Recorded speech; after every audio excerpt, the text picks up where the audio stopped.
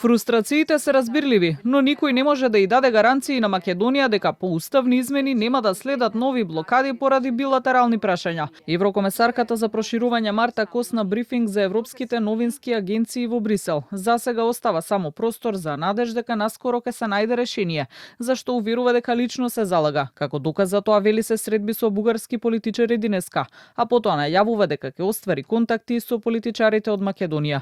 Сваќаме, и тоа е многу човечки и разбирливо што вашата земја сака да има гаранции по се она што го помина. Гаранции не може да има, но она што го очекувам од сите земји членки кога има билатерални прашања е разговорите да се водат со добра волја и со визија да се дојде до компромис. Најдобро би било билатералните прашања да не се мешаат во пристапниот процес. По овој став на еврокомесарката се огласи од македонското МНР, откаде повторија дека остануваат на ставот дека мора да се најде начини да се обезбедат гаранции. Вела дека министерот Муцунски кој викендот во Луксембург се сретна и со Кос, постојано потенцира дека процесот за проширување мора да се води по систем на заслуги. Ја нагласуваме неопходноста ЕУ да обезбеди институционални гаранции дека билатералните прашања нема да бидат инструментализирани за блокирање на пристапниот процес. Само на тој начин може да се обезбеди транспарентен и предвидлив процес на интеграција, кој ќе ја зачува довербата на граѓаните во Унијата и европската перспектива на нашата држава, велат од МНР.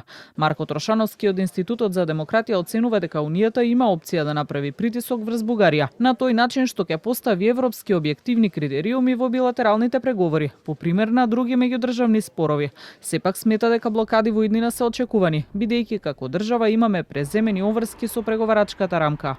Обврските кои што ние тотално антидржавно ги прифативме во протоколот, се тие што веднаш на следниот чекор ќе блокираат повторно Македонија откако ќе би ги направила потенцијално уставните измени. Така што треба да сме свесни како општество за тоа. За сега останува она фазно проширување членство во одредени европски институции. Тоа е патеката која што би требало да ја одиме за жал. Но што да правиме кога имаме такви соседи? За германско-словеничката иницијатива со која се предвидува промена во методологијата, наместо со консензус одлуките да се носат со квалификувано мнозинство. Трошановски оценува дека шансите се премногу мали. Според информациите кои ги потврди и еврокомесарката, поддршка за оваа идеја најавиле само половина од земјите членки на Унијата.